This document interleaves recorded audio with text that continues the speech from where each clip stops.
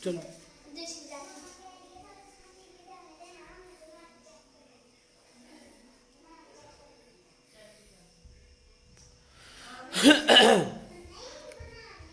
शोर नहीं करो शिजा।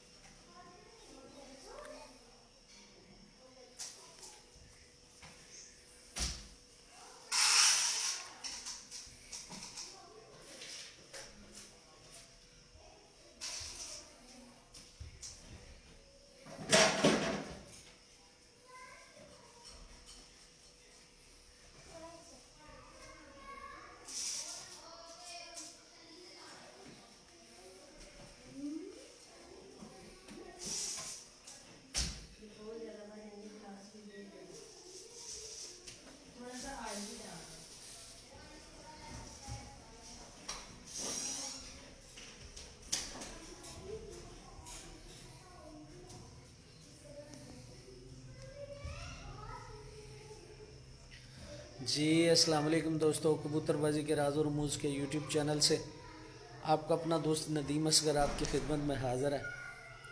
आज दोस्तों कल वाली जो टॉपिक था, ज़रा कल कुछ बातें कंप्लीट नहीं हो सकी, उन्हीं बातों को एक्सटेंड करना चाह रहा हूँ, इसलिए दोबारा आज लाइव आया हूँ। मैंने कहा ताकि जो फ्रेश जो कल पॉइंट्स बताए थे उन तमाम पॉइंट्स को एक दफ़ा आज तो रिन्यू करवा दूँ। अब मतलब दोबारा जो दोस्त कल शामिल नहीं हो सके लाइव वीडियो में, उनको पता चल सके। और उसके साथ साथ दोस्तों कुछ चीज़ें और भी इम्पॉर्टेंट होती हैं जोड़ा लगाने में, तो वो भी आज डिस्कस कर लें। ठीक है जी। सजी गुरैया साहब अस्सलाम वालेकुम। वालेकुम सलाम। नासिर इकबाल साहब अस्सलाम वालेकुम। इब्बी रजवान साहब अस्सलाम वालेकुम। वालेकुम सलाम भाईजान। उस्ताद उस्मान भट्टी साहब अस्सलाम वालेकुम। उस्मान भाई क्या हाल है? अहमद राव साहब अस्सलाम वालेकुम। नबील खान साहब अस्सलाम वालेकुम। वालेकुम सलाम। सजी गुरैया साहब मैं बिल्कुल ठीक, आप सुनाएं कैसे हैं? भट्टी साहब माशाल्लाह तबीयत बिल्कुल फिट है, आप सुनाएं कैसे हैं? उमैर शाहिद साहब वालेकुम सलाम। नबील खान साहब क्या हाल है जनाब? नबील भाई मैं बिल्कुल ठीक हूँ, आप सुनाएं कैसे हैं? सब खैरियत है? उमैर शाहिद साहब जो इन्फॉर्मेशन पार्ट 1 में है वो पट्टी वालों के लिए भी है। हाँ जी बिल्कुल है, मज़ीद बेहतर हो जाएंगे वो। मोमन भरवाना साहब अस्सलाम वालेकुम। भरवाना साहब वालेकुम सलाम, क्या हाल है आपके? ठीक हैं? अंसारी जी, अंसारी ब्रांड अस्सलाम वालेकुम। वालेकुम सलाम। अंसारी भाई क्या हाल है आपके? ठीक है? हुसनैन गुम्मन साहब, गुम्मन साहेब क्या हाल है मेरे भाई का? ठीक है? सब खैरियत है? जी माशाल्लाह जी। राजा महबूब साहब मेरे टॉप फैन हैं, फेसबुक वाले भी कह रहे हैं। थैंक यू राजा साहब। अस्सलाम वालेकुम। वालेकुम सलाम। मोहम्मद शुएब भाई कह रहे हैं जी डियर अस्सलाम वालेकुम ब्रदर। वालेकुम अस्सलाम। शुएब भाई क्या हाल है आपके? ठीक है? सब खैरियत है? वाह जी वाह। इम्तियाज़ राजपूत साहब अस्सलाम वालेकुम, क्या हाल है भाईजान? ठीक हैं? सब खैरियत है? अब मुझे पता चल गया इम्तियाज़ राजपूत साहब ठीक है आप? माजिद खान साहब भाई जी अस्सलाम वालेकुम। वालेकुम सलाम। औरंगज़ेब भाई अस्सलाम वालेकुम। वालेकुम अस्सलाम। राना इमरान साहब अस्सलाम वालेकुम। माजिद खान साहब भाई जी आप कैसे हो? माजिद भाई मैं बिल्कुल फिट हूँ अल्हम्दुलिल्लाह, अल्लाह के फजलो करम के साथ। उस्ताद उस्मान भट्टी साहब अल्लाह का शुक्र है, आपकी दुआएं माशाल्लाह, अल्लाह का शुक्र और करम ही होना चाहिए। मोहम्मद बाजवा साहब एम बाजवा माशाल्लाह very nice, thank you Bajwa Sahib. Sajid Sahib SMS अस्सलाम वालेकुम जनाब। वालेकुम अस्सलाम। राना इमरान साहब अस्सलाम वालेकुम। साकिब शाह साहब अस्सलाम वालेकुम भाईजान। वालेकुम सलाम भाइयों। राना इमरान साहब अस्सलाम वालेकुम। अल्हम्दुलिल्लाह जी। सारे सब कह रहे हैं सर आपकी दुआएं माशाल्लाह जी, अल्लाह का करम होना चाहिए। भी रिजवान साहब भाई अगर नार के गहरे पंजे हों और मादा के ना हों, नो कम्प्रोमाइज़, मैंने कल भी कहा था रिजवान भाई, इस पे आज बात करता हूँ साथ में, क्यों जो चीज़ें बताई थी वो क्यों ऐसी होनी चाहिए। सरदार इमरान डोगर साहब, सरदार साहब क्या हाल है आपके? माजिद खान साहब थैंक यू। उस्ताद जी बड़ा वेट था आपका, thank you. Barwana sahab thank you, Allah bless you. Rana Imran sahab माशाल्लाह जी थैंक यू। और सब दोस्त सुनाएं कैसे हैं दोस्तों। अभी मैं अपने टॉपिक की तरफ नहीं जा रहा। अगर कल का जो टॉपिक था उसमें कोई चीज़ समझ नहीं आई तो दोबारा पूछ सकते हैं आप। कोई भी सवाल है बीमारियों के मतलब, कबूतर परवरी के मतलब, तो सवाल आप कर सकते हैं। तो काइंडली दोस्तों, आप लोगों की मोहब्बतें बहुत ज़्यादा समेट चुका हूँ। जितना अल्लाह का शुक्र अदा करूँ और आप लोगों की मोहब्बत जितना थैंक्स अदा करूँ, शुक्रिया अदा करूँ, कम होगा। आप लोग बहुत मोहब्बत बहुत प्यार देते हो और यही मेरे लिए काफ़ी है। मोहम्मद अमाद साहब अस्सलाम वालेकुम। वालेकुम सलाम। कबूतरबाजी भाई, हाउ आर यू भाई? भाई आई एम फाइन। मोहम्मद अमाद साहब थैंक यू। एजाब अली अस्सलाम वालेकुम, क्या हाल है एजाब भाई? मैं बिल्कुल फिट हूँ, आप सुनाएं कैसे? काइंडली दोस्तों, जो दोस्त इस वक्त लाइव वीडियो के अंदर मौजूद है, काइंडली वो ज़रा वीडियो को फेसबुक पेजेस और ग्रुप के अंदर शेयर करते जाएं ताकि आप और दोस्त शामिल हो सके। ख़ासतौर पे जो न्यू कबूतर परवर हजरात है उनके लिए मेरी वीडियो होती है और उन्हीं के नाम होती है, क्योंकि जो नए कबूतर परवर हजरात है बेशुमार गलतियां कोताहियाँ हो जाती हैं इंसानों से, तो इसलिए मैं चाह रहा था कि कुछ और दोस्त शामिल हों तो फिर इंशाल्लाह अपने टॉपिक की तरफ आऊँ। अच्छा दोस्तों, अगर आप लोगों को कोई सवाल है तो पूछ सकते हैं ताकि मैं आपके टॉपिक से पहले आप लोगों के जो सवाल हैं उनके जवाब दे दूँ। सारे दोस्त जिन जिन ग्रुप्स और पेजेस के अंदर मौजूद हैं इसको वीडियो को शेयर कर दिया करें। अस्सलाम वालेकुम रज़ा भाई, माशाल्लाह मैं ठीक हूँ। मोहम्मद अदनान साहब अस्सलाम वालेकुम जी। वालेकुम सलाम। अदनान भाई क्या हाल है आपके? रिजवान भाई, और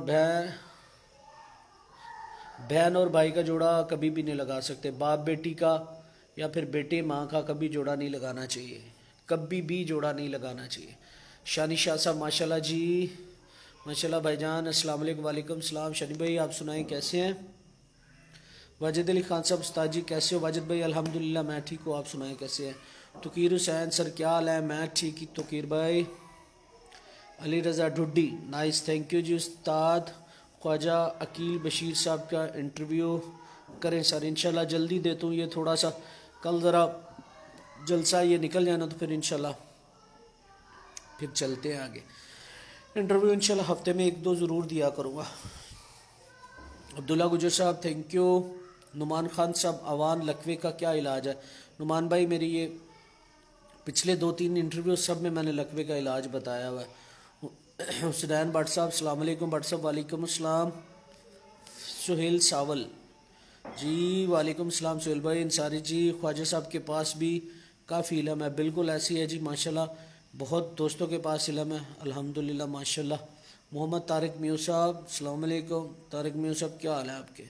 कबूतरबाजी दंदीम भाई मैं आपके पेज पे न्यू हूँ, नंबर प्लीज़। ये नंबर डाल रहा हूँ दोस्तों, जो दोस्त मेरा नंबर लेना चाहे सिर्फ व्हाट्सएप पे रब्ता कीजिएगा प्लीज़। बाज़ औक़ात कॉल नहीं भी रिसीव होती।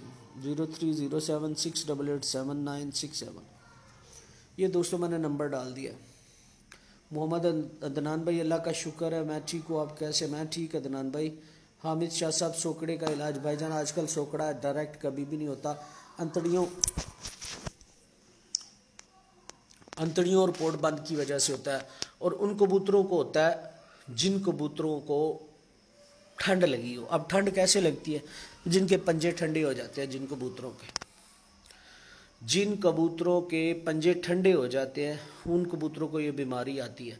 कोशिश करें कि इन दिनों में सारे दोस्त डिवार्मिंग ज़रूर करें। अंतड़ियों और मैदा शेदा साफ़ रहना चाहिए, क्योंकि इन दिनों में अगर ये चीज़ ना करोगे तो कबूतर बीमार डेफिनेटली होंगे।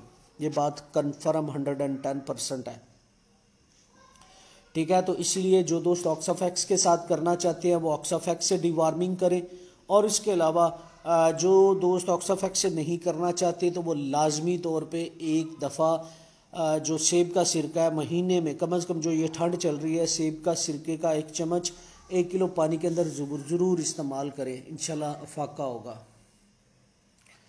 माशाल्लाह जी। बाजवा साहब अली रज़ा डुडी साहब उस्ताद जी पुराने झोले का इलाज भाईजान मैंने जो इलाज बताया था उसी को फॉलो कर लें। पुराने और नए लकवे में दोनों में वो अफाका करेंगे। मैथिकोबाल का इंजेक्शन और ऑक्सीटोसिन जो 8 रुपये वाला इंजेक्शन है, इससे बड़ा इंजेक्शन ऑक्सीटोसिन इस्तेमाल नहीं करना। 8 रुपये का इंजेक्शन आता है वही इस्तेमाल करना है। मलिक फैसल साहब सलाम जी वालेकुम सलाम। ये दोस्तों मेरा नंबर भी अंदर आ गया, जो दोस्त नंबर मांग रहे थे वो नंबर ले लें, ये मैंने डाल दिया। उमर शाहिद साहब सर अगर कबूतर के पर चौड़ा हो तो मादी का कैसा होना चाहिए भाईजान? बारीक लगाना चाहिए। ज़्यादा चौड़ा पर और ज़्यादा बारीक पर दोनों अच्छे नहीं होते, परवाज के लिए भी और जोड़ों के लिए दरमियाना पर होना चाहिए। हमदी शाह साहब सोकड़े का इलाज हमदी भाई बताया ऊपर। मलक अदील सलाम भाई क्या हाल है? आदिल भाई मैं ठीक हूँ अल्हम्दुलिल्लाह, आप सुनाएं। शुएब मोहम्मद शुएब भाई एक पट्ठा है, बचपन में उसके मुंह में गिल्टी बनी थी जिसकी वजह से उसकी नोक टेढ़ी हो गई है और वो मोटे दाने के अलावा बारीक चीज़ कोई भी नहीं खा सकता। उसका कोई सोल्यूशन है तो बता दे भाईजान। कोई सोल्यूशन नहीं है उसका, ऐसे चलने दें और ऐसे ही चलेगा वो। मलक असद साहब अस्सलाम वालेकुम। कबूतरबाजी थैंक यू जी। शानिशा शाह साहब उस्ताद जी कबूतर की पहचान में उसकी कमर लक का क्या अहमियत होती है? अगर आपने मेरा चैनल कबूतरबाजी के राज और रमूज़ शानिशा साहब सब्सक्राइब किया हो तो आप ये सवाल नहीं करते, क्योंकि मेरे जो यूट्यूब चैनल के जितने भी फॉलोअर्स हैं ना, सब्सक्राइबर हैं मेरे, मैं कमर के ऊपर एक एक पॉइंट जो कबूतर के है उसके ऊपर डाला हुआ है। और जो यूट्यूब चैनल है उसका लिंक भी मैंने इसी लाइव वीडियो के ऊपर डाला हुआ है। जो दोस्त जिन दोस्तों ने अभी तक सब्सक्राइब नहीं किया वो सब्सक्राइब कर लीजिएगा। और आज इंशाल्लाह लक के ऊपर, जिसे यानी कमर कहते हैं, उसके ऊपर मैंने बात करनी है इंशाल्लाह। इसी टॉपिक में आज करेंगे। मोहम्मद अदनान सर कबूतर की हरी बीट का इलाज बता दें। और कबूतरों तैयारी के वक्त बादाम कम अज़ कम कितने, वो तैयारी की बात अदनान भाई बाद में करेंगे। एक बात ज़हन में रख लो दोस्तों, आजकल सेब का सिरका, उसके अलावा फ्लेजल या एंटामिजोल सिरप और उसके अलावा ब्रूफिन सिरप, ये सारे आपके पास होने चाहिए। और सबसे बढ़ के मछली वाले कैप्सूल या फिर जो काला गुड़, स्या गुड़ होता है, ओरिजिनल गुड़ आजकल सिर्फ वो काला ही मिल रहा है, एक छोटी सी गोली बना के दे दे। जो कबूतर फूले हो इन दिनों में सबसे पहला फैक्टर यह है, जो कबूतर फूल के बैठा है समझ जाए वो कबूतर बीमार होने लगा है। बाकी दोस्तों के सवालात के जवाबात भी देता हूँ, लेकिन ये चीज़ जो मैं बताने लगा हूँ, काला गुड़ पास रखे, कम अज़ कम इतनी जो गुठली होती है खजूर की, उसकी जितना गोली बना के कबूतर को दे दे और ऊपर से नीम गर्म पानी दे दीजिएगा।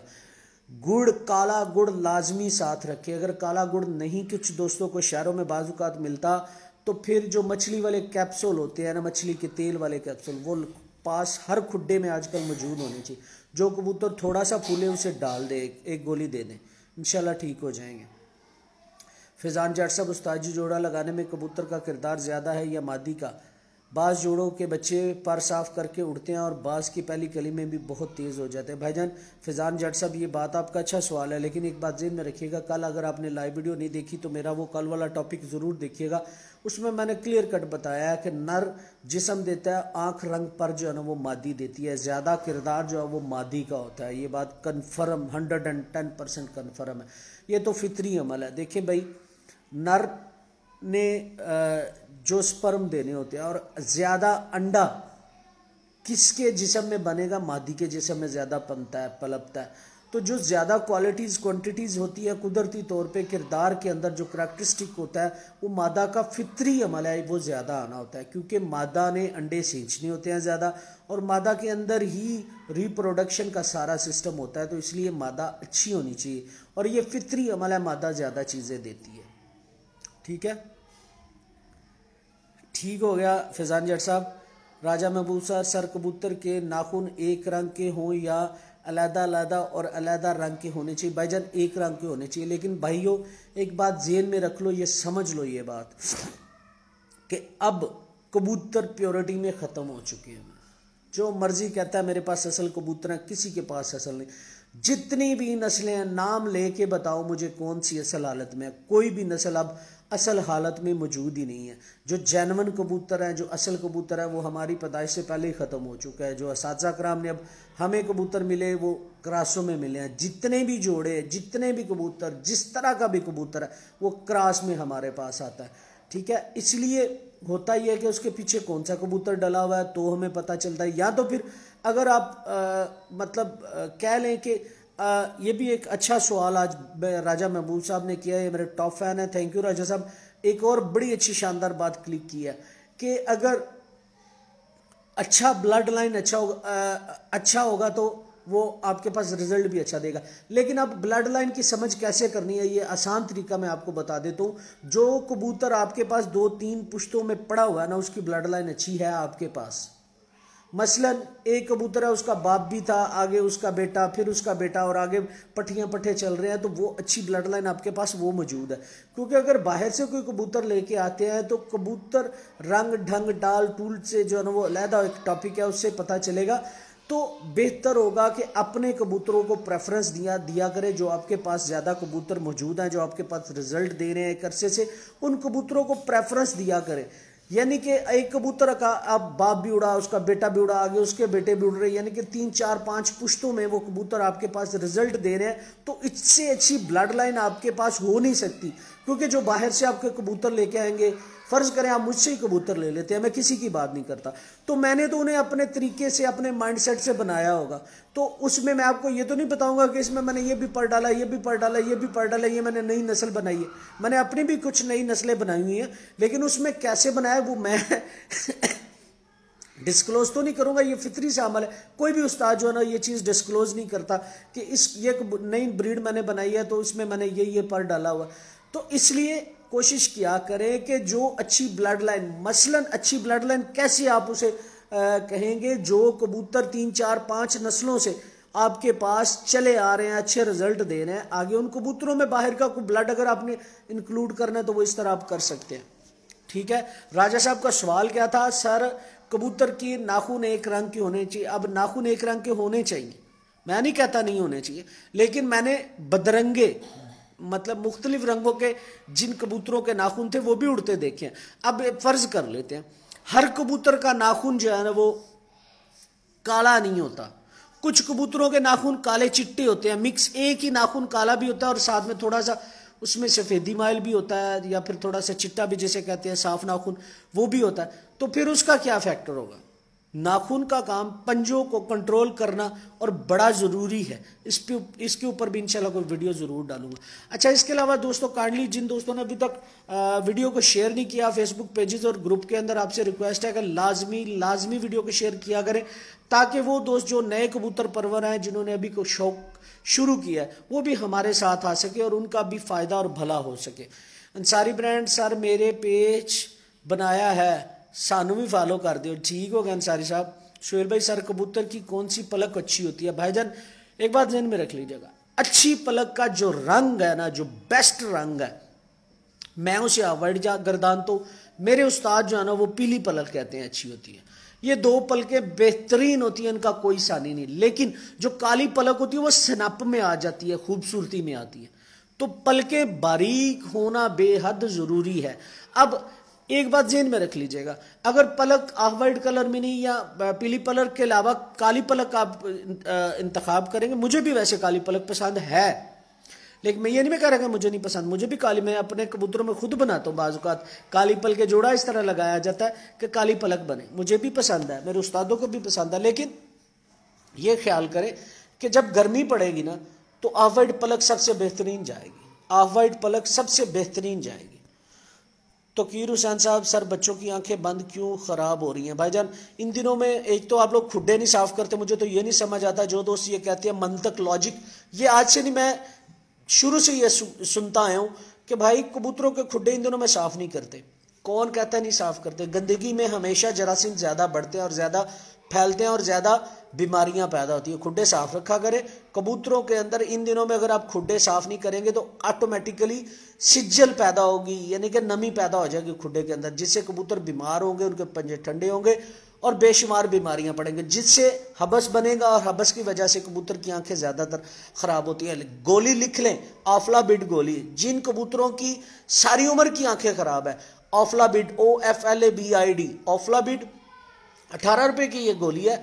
इसको आधी रात को 8 बजे के करीब आपने देना है और ऊपर से 5 सीसी पानी दे दीजिएगा। अगले दिन इंशाल्लाह जब खुड्डा आप खोलेंगे तो कबूतरों की आंखें ठीक हो चुकी होंगी। फी कबूतर को आधी गोली ऑफ्लाबिड की दे दिया करें। सॉरी, अगर बच्चों की भी आंखें खराब है तो उन्हें भी दें। मलिक दिल साहब कबूतर की आंख पे जाला बन जाए तो मेहरबानी करें इलाज बता दे। भाईजान बेहतरीन हल तो मैंने तो जो है ना वो मुख्तलिफ किस्म की जो मेडिसिन है उन्हें मिक्स करके बनाई हुई है दवाई। इंशाल्लाह उसका एक प्रैक्टिकल बना के आप लोगों के लिए डाल दूंगा, जाले के लिए भी, तो इंशाल्लाह वो भी उससे भी अफाका होगा। ठीक है, नबील खान साहब, नदीम भाई, जेंटल के साथ डी वार्मिंग कर लें, जेंटल के साथ भी करें, लेकिन ज़्यादा नहीं करनी, जेंटल ज़्यादा नहीं डालना। अनीस शाह बुखारी, मेरे पास बिल्कुल फिट है, नो सिग्नल प्रॉब्लम। काइंडली दोस्तों फेसबुक पेजेस और ग्रुप के अंदर वीडियो को शेयर करते जाएं। साथ साथ बरवाना साहब, उस्ताद जी आंख से कबूतर की नस्ल का कैसे पता लगता है? बरवाना साहब अभी थोड़े से और दोस्त शामिल हो जाए, फिर मैं इंशाल्लाह अपने टॉपिक के ऊपर आऊँगा और उसके अलावा आपके जो सवालात हैं उनके जवाब दे लूँ। ठीक है, तो फिर आगे इंशाल्लाह बात करते हैं मजीद। इसके ऊपर भी बताता हूँ कि ये भी बड़ा ज़रूरी है, आंख से भी पता चलता है कि किस ब्लड लाइन से है, कौन सी ब्रीड है। इसमें जो कबूतर की नस्ल है, कबूतर की नस्ल का कैसे पता चलता है किसी को पता तो मुझे भी बताएं। वैसे कबूतर की जो नस्ल है उसका रंग, उसकी आंख, उसका जिस्म, उसके पर बताते हैं। अगर देखें टैडी ब्लड लाइन का पर अपना है, कमगर ब्लड लाइन का पर अपना है, शालकोटी ब्लड लाइन का पर अपना है, डब वाले कबूतरों का पर अपना है। इसी तरह इन तमाम कबूतरों की जो ब्लड लाइन मैंने बोली है, हर ब्लड लाइन का अपना कलर है, हर ब्लड लाइन की अपनी आंखें हैं।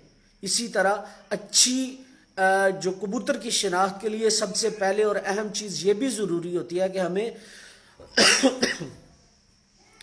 कबूतर के रंग और नस्लों का पता होना चाहिए। क्यों पता होना चाहिए? फ़र्ज़ करें मेरे हाथ में कबूतर सियालकोटी और उसमें क्वालिटी मैं टैडियों वाली तलाश करता हूँ, या मेरे हाथ में कबूतर कमगर हो और उसमें मैंने क्वालिटीज़ जो है वो तलाश करनी है टैडियों वाली, तो वो मुमकिन नहीं है। ये पता होना चाहिए कि जो कमगर ब्लड लाइन है उसका कैसा पर था, उनका रंग कैसा था, उनकी आंख कैसी थी। सरदार इमरान डोगर, ब्रीडर कबूतर हड्डी कितनी होनी चाहिए? कम से कम 4.5 उंगली, 4 उंगलियों से काम नहीं होना चाहिए। या हाथ में पकड़े, ये देखें कबूतर हाथ में पकड़ा, ये चप्पा, 4 उंगलियां कम से कम होनी चाहिए, इससे कम नहीं होनी चाहिए। सुहेल भाई सर, मेरे पास एक मादी है, वो अंडे देना बंद कर दी गई, उसके लिए क्या करें? भाईजान मैंने पहले भी आपको बताया था कि जो मादियां अंडे देने बंद कर गई हैं उनके लिए सीकॉन और फोलिक की गोलियां इस्तेमाल करें, इंशाल्लाह फाका होगा। कबूतर की कमर जितनी बड़ी होगी उतना अच्छा होगा। हाँ जी, बड़ी नहीं भाई, चौड़ी, और हड्डी फ्लेक्सिबल होनी चाहिए। मोहम्मद शुएब साहब, भाई जेंटल सिरप से डिवार्मिंग करना बेहतर है या ऑक्साफैक्स से बेहतर है? मोहम्मद अदनान जी, थैंक्स सर जी। शानिशा उस्ताद जी, आप हाफजाबाद किस इलाके से बिलोंग करते हैं? मैं वनी के रोड से हूँ। भाईजान मैं हाफजा कबूतरबाज हो तो मुझे नहीं जानते यार सारी जानते। हसान तारिक अब्बासी साहब, माशाल्लाह, थैंक यू। रमन बाबा, भाईजान कैसे हैं? रमन मैं ठीक, आप सुनाएं कैसे? मियाँ साजिद, माशाल्लाह बहुत अच्छा।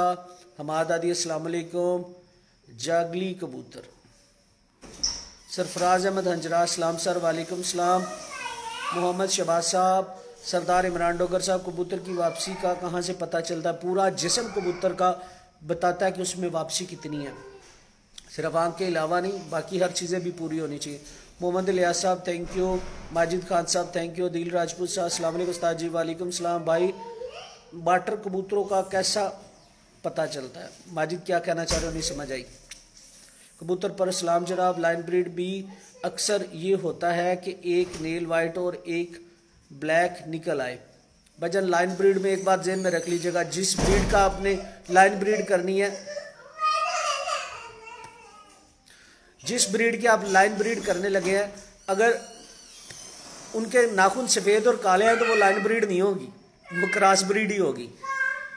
जो ब्लड लाइन है जिसकी आप सिलेक्शन कर रहे हैं उसके नाखून एक जैसे होंगे, सफ़ेद है तो सफ़ेद होंगे, काले हैं तो काले होंगे, सफ़ेद काले हैं तो सफ़ेद काले ही होंगे। उस्ताद उमैर शिराजी साहब, अस्सलाम वालेकुम। शिराज साहब, सुहेल भट्ट साहब, अस्सलाम वालेकुम। सुहेल भट्ट कश्मीर से, आप सब ठीक हो जी? भट्ट साहब माशाल्लाह सब खैरियत है। भी रिजवान साहब, भाई मेरे पास एक कबूतर है, बहुत अच्छा है, खुद शाम तक उड़ता है, लेकिन उसके साथ बहुत मादियाँ लगाई हैं लेकिन बच्चे नहीं उड़े। मुझे मैंने व्हाट्सअप नंबर डाल दिया, मुझे उसकी तस्वीर बना के भेजना, आंख की वीडियो बना के भेजना, मैं बताता हूँ क्यों नहीं उड़ते जी। दानिश रजा साहब, अस्सलाम वालेकुम। सौता साहब, आवाज़ कौन सा कलर होंदा? ऑफ वाइट बॉस की कलर।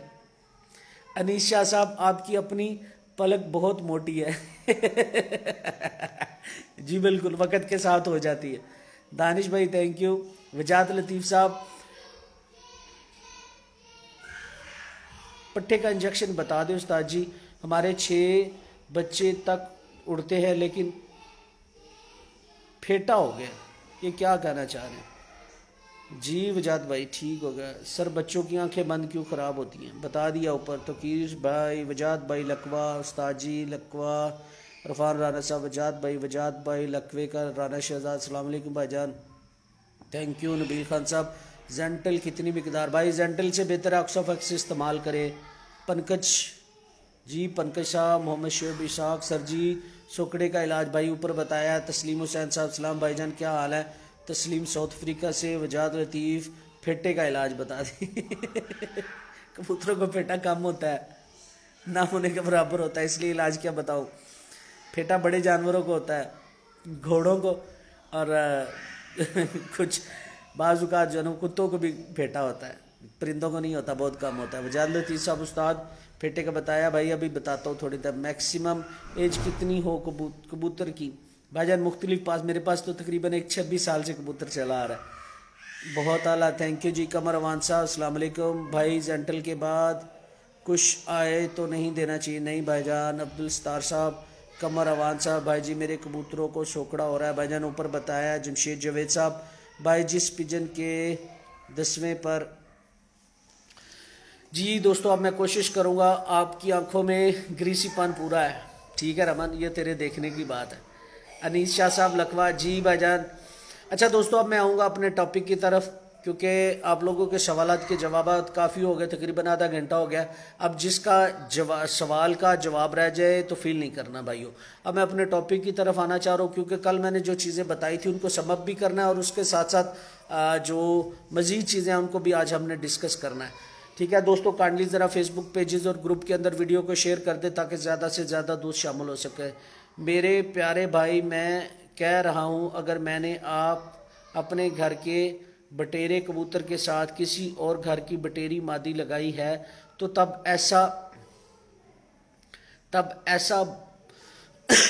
ऐसा भी होता है कि नेक्स्ट बच्चों में नेल का कलर। एक बात बताओ कबूतर परवर भाई, एक बात बताओ, अगर बटेरा आपके घर में काले नाखून वाला है तो दूसरे घर में सफ़ेद नाखून वाला हो सकता है? कि आपके घर में सफ़ेद नाखून वाला है कि दूसरे घर में काले नाखून वाला हो सकता है? जिस ब्लड लाइन के जो नाखून है वही होने चाहिए, वो चाहे मेरे घर में है, चाहे वो आपके घर में या किसी और के घर में है। अनीस शाह साहब फेटा लकवे को कहते हैं भाईजान, फेटा लकवे को नहीं कहते, फेटा और चीज़ है। फेटे में जो है ना वो कबूतर या फिर जो जानवर है उसे पानी की कमी की हो जाती है। जी शहरियार नदीम साहब, राना शहजाद साहब उस्ताद जी फैसलाबाद नहीं आ रहे, राना साहब आना है, बस थोड़ा सा वेट करें। ठीक हो गया दोस्तों। अच्छा दोस्तों, कल का जो टॉपिक था उस टॉपिक के मुताबिक जो मैंने कल आप लोगों के साथ चीज़ें डिस्कस की थी, उनमें से कबूतर की चोंच की थी, बाहर के 10 पर किए थे, और उसके साथ साथ बगल की थी, और उसके बाद दुम की थी, पंजे किए थे, और उसके बाद हड्डी की बात की थी, ठीक है, हड्डी की बात की थी, हड्डी के साथ साथ आँख की बात की थी, पलक की बात की थी, चूंच की बात की थी। चूंच में रेडार से लंबा होता है, चूंच लंबी हो तो रेडार भी लंबा होता है। लेकिन एक बात ध्यान में रख लीजिएगा कि कबूतर का माथा नहीं होना चाहिए।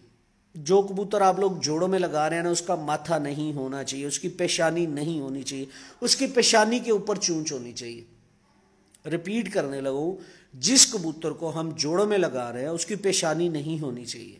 इस बात पे भी गौर कर ले। अपने घरों में जाके जो अच्छे आपके ब्रीडर कबूतर है, जेठ की बात कर रहा हूँ, असोज बिसा की बात नहीं कर रहा, जो अच्छे कबूतर रिजल्ट देते हैं उनका माथा नहीं होगा, पेशानी के ऊपर ही चूंच लगी होगी।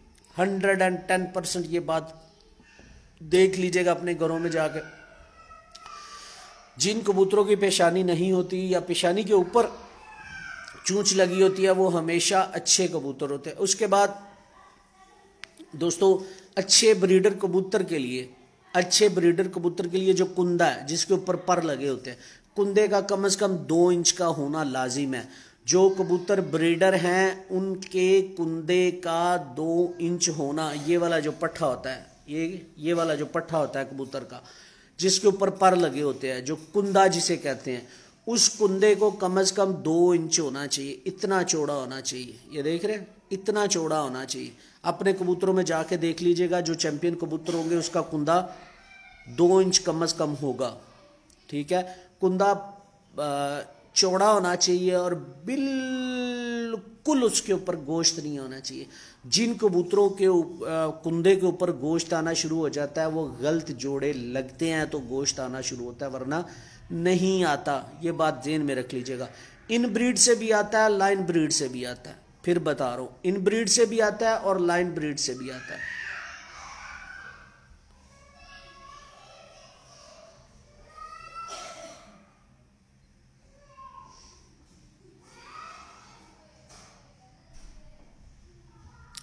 भाई मेरे बात आप नहीं समझना चाह रहे कबूतर परवर भाई, आपको क्यों नहीं समझ आ रही? माँ बाप के अगर नाखून काले हैं, बच्चों में सफेद आ गए तो वो असल नहीं है, माँ बाप ही असल नहीं है। मैं ये कहना चाह रहा हूं, आपको नहीं समझ आ रही।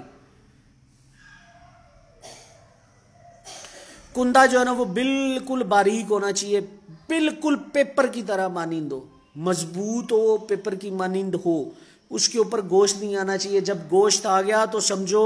अस्सलाम वालेकुम इफ्तिखार भाई क्या हाल है आपके? जिन दोस्तों ने अभी तक काइंडली वीडियो को शेयर नहीं किया फेसबुक पेजेस के अंदर, वो फेसबुक पेजेस के अंदर शेयर करते जाएं ताकि और दोस्त शामिल हो सके। अच्छा दोस्तों, कुंदे की बात कर रहा था तो कुंदा बिल्कुल बारीक होना चाहिए, बारीक होना चाहिए, मजबूत कुंदा इसी को कहते हैं। अगर मोटा हो गया तो समझे आपके कबूतर फारिग हो गए। ये बात ज़ेन नशीन कर लें। गले के ज़हर बाद का जवाब आया जी मोहम्मद इरफान साहब, अस्सलाम वालेकुम उस्ताद जी। वालेकुम सलाम।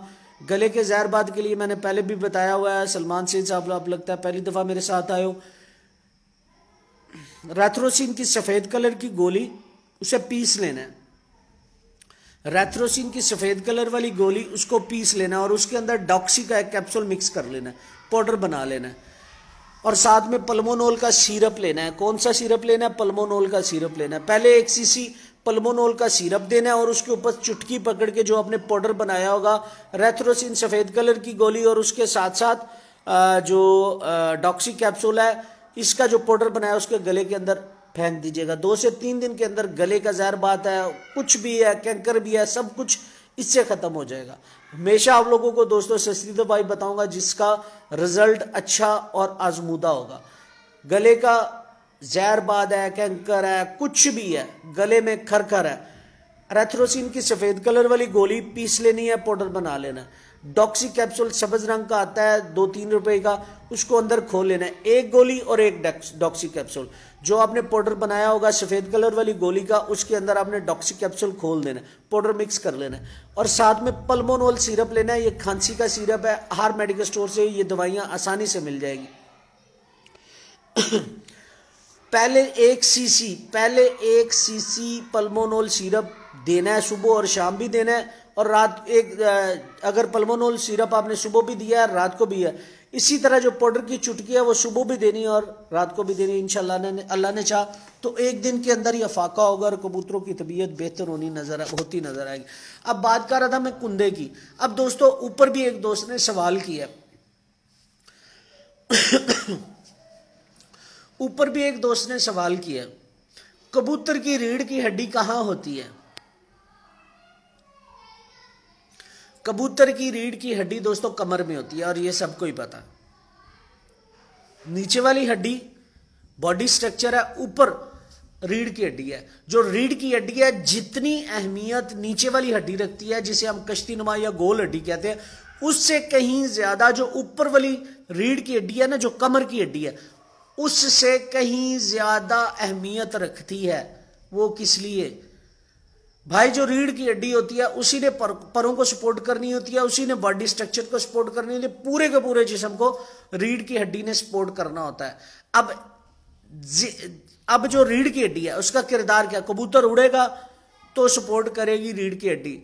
अब रीढ़ की हड्डी के अंदर फ्लेक्सिबिलिटी होनी चाहिए, लचक होनी चाहिए, जो रीढ़ की हड्डी है उसके अंदर। अब ये लचक हमें पता कैसे चलेगा? पहले नंबर पे जो कमर है, गर्दन की तरफ से कंधे जिसे कहते हैं, ये वाला जो ऊपर वाला हिस्सा है ये चौड़ा होना चाहिए, 110% चौड़ा होना चाहिए। दुम वाले हिस्से से ऊपर वाला जो कमर वाली हिस्सा है वो चौड़ा आना चाहिए, ठीक है। इसके बाद जिन कबूतरों की रीढ़ की हड्डी के अंदर जब बैकबोन के अंदर फ्लेक्सिबिलिटी या लचक ना हो, उनको भी जोड़ों में ना लगाइएगा। अब कभी आप लोगों ने ये सोचा होगा कि रीढ़ की हड्डी का भी कोई फैक्टर होता है, कमर का भी कोई फैक्टर होता है?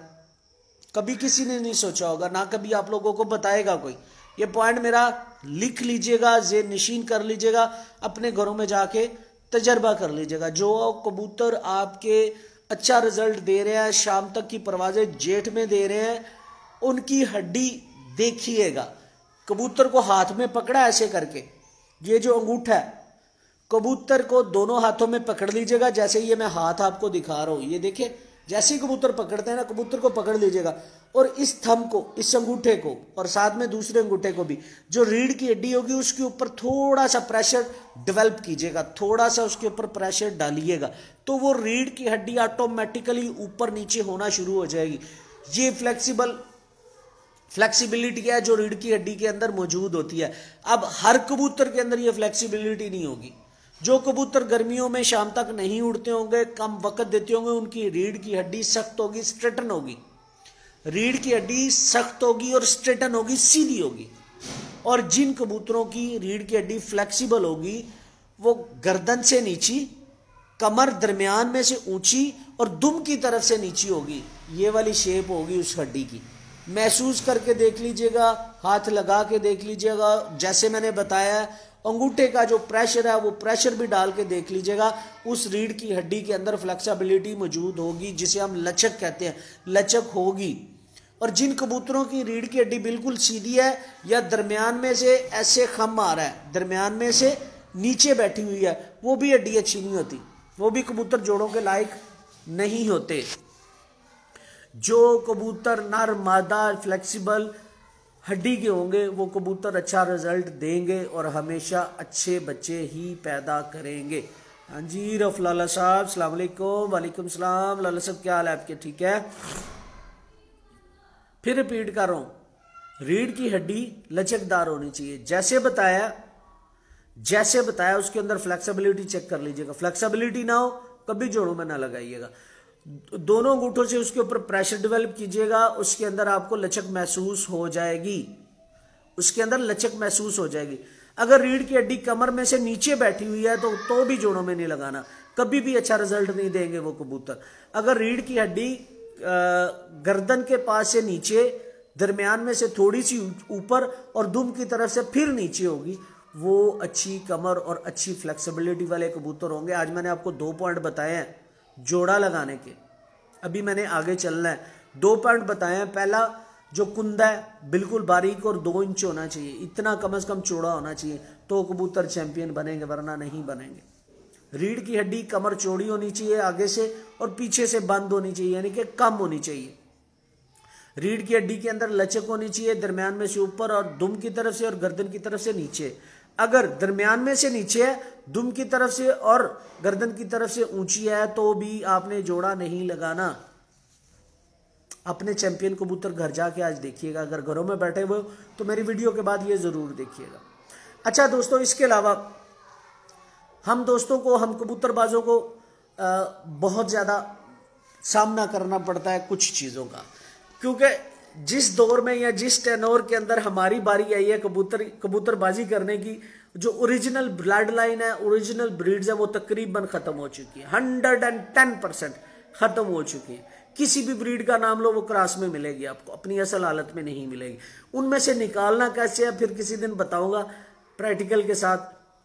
तो ये बात ज़हन में रख लें कि ब्लड लाइन या फिर जांचने के लिए जो चीज़ें हैं, अब फर्ज कर लेते हैं हम कमगर कबूतरों की बात करते हैं। हर दूसरे बंदा कमगर कबूतर मांगता है और वो समझता है, और ये रियलिटी भी है। जो कमगर ब्लड लाइन है उनके बगैर शाम तक कबूतर नहीं उड़ते नहीं उड़ते। 110%। जी अली खान साहब मैं ठीक हूँ, आप सुनाएं कैसे हैं। कबूतर की जो नस्ल है, सबसे पहले हमें कबूतरों की नस्लों का पता होना चाहिए, तो हम अच्छे कबूतर की पहचान या परख कर सकते हैं। जैसे मैंने आपको शुरू में बताया, हमने कबूतर पकड़ा हुआ है कमगर, और कहीं पे हमने अच्छा कबूतर टैडी देख लिया, तो वो वाली क्वालिटीज हम कमगरों में चेक करेंगे तो आप अच्छी सिलेक्शन नहीं कर सकेंगे। हमें ब्लड लाइन का पता करने के लिए हर ब्लड लाइन के बारे में, उनके परों के बारे में, उनके पंजों के बारे में, उनकी हड्डी के बारे में, उनकी दुम के बारे में, हमें उनकी आंख के रंग के बारे में पता होना चाहिए, तो ही हम ये कह सकते हैं कि ये फलानी नस्ल से डोमिनेटिंग है। क्रॉस में तो सारे मिलते हैं, अब तकरीबन सभी से क्रॉस में मिलेंगे। जो भी नई नस्ल बनती है स्वाय क्रॉस के वो बन ही नहीं सकती। लाइन ब्रीड या इन ब्रीड करके आप अच्छी नस्ल कभी भी नहीं बना सकते। हमेशा दो नस्लों के मिलाप से आपने अच्छी नस्ल बनानी है, तो दोनों अच्छी नस्लें म्यार के ऊपर पूरी उतरेंगी तो नई नस्ल बनेगी, वरना नहीं बनेगी। थैंक यू रिजवान यूनुस साहब। सरफराज साहब अस्सलाम वालेकुम सर जी, क्या हाल है। सरफराज भाई अल्हम्दुलिल्लाह मैं ठीक हूँ, आप सुनाएं कैसे हैं। तो सबसे पहले ये बात ज़हन में रख लें, अच्छे कबूतर की परख और पहचान के लिए आपको हर ब्लड लाइन के रंग, पर, हड्डी, जोड़, कुंदे का हर चीज़ का पता होना चाहिए। तो ये था दोस्तों कुछ टॉपिक, कुछ चीज़ें जो कल मिस हो गई थी, आज बतानी ज़रूरी थी आप लोगों को, बेहद ज़रूरी थी, क्योंकि इसके बिना अच्छा जोड़ा नहीं लग सकता। जो चीज़ें आज रह गई थी ये बताना ज़रूरी थी। अगर दोस्तों आप लोगों का कोई सवाल है तो आप वो सवाल कर सकते हैं। मैं आप लोगों के जो सवालात है, अब 10 मिनट आप लोगों को देता हूँ, आप वो सवालात कर सकते हैं ताकि मैं आप लोगों के जवाब दे सकूँ। अगर किसी का कोई सवाल का जवाब रह गया तो फील ना कीजिएगा, टॉपिक की वजह से रह गया। इंशाल्लाह एक आध दिन में ज़रूर आप लोगों के लिए सारा टाइम, घंटा पूरा जो है ना, आप लोगों के लिए रखूँगा, जिसमें आप लोगों सिर्फ सवालात करेंगे और मैं आप लोगों के हर किसी के सवाल का जवाब दूंगा। अगर किसी का कोई सवाल है तो वो काइंडली पूछ ले। और दोस्तों काइंडली आपसे रिक्वेस्ट है कि वीडियो को फेसबुक पेजेस और ग्रुप के अंदर शेयर कर दिया करें, ताकि और दोस्त शामिल हो सके हमारी वीडियो में और देख सके, और जो नए कबूतर परवर है उनका भला हो सके। और इसके अलावा दोस्तों जिस पेज से मैं इस वक्त लाइव हूँ, काइंडली इस पेज को लाइक किया करें, लाजमी लाइक करें, ताकि आपको हर नई जो लाइव वीडियो आप लोगों को मिल सके। और इसके अलावा दोस्तों इसी लाइव वीडियो के ऊपर मैंने जो कबूतरबाजी के राज और रमूज का यूट्यूब चैनल है उसका लिंक भी दिया हुआ है। तो जो कुछ दोस्तों के सवाल ऐसे हैं कि एक कबूतर से नस्ल कैसे बनाई जाती है, एक मादा से नस्ल कैसे बनाई जाती है, इस पे इंशाल्लाह अगला जो नेक्स्ट लाइव है ना इसी पे करेंगे, एक मादा से नस्ल कैसे बनाई जाती है। और इसके अलावा अगर आप लोग वीडियो देखना चाहते हैं तो वो यूट्यूब चैनल पे जाके देख लीजिएगा। अब दोस्तों दीजिएगा इजाज़त, फी मान अल्लाह, अपना बहुत सारा ख्याल रखिएगा, दुआओं में याद रखिएगा। इंशाल्लाह एक आध दिन में दोबारा लाइव आते हैं नए टॉपिक, नए इशू के साथ। तब तक लिए इजाज़त, फी मान अल्लाह, अल्लाह हाफिज़।